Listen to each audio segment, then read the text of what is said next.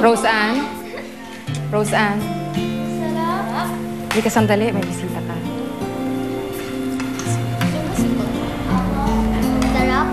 Sarap naman. Anak? Hi.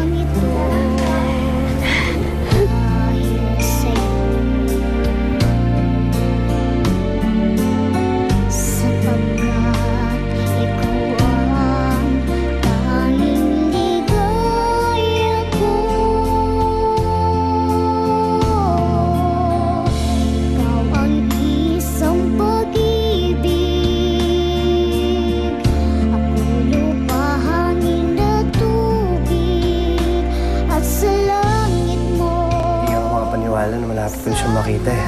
Alam na ba ito ni Eric? Gusto ko kapag hawak ko ng sila Abigail, tsaka ako sila ipakikilala. Business proposal kay Maylene, kaya ako siya pinapunta dito. Gaya ba yan ang pinagagawa niyo kay Lito?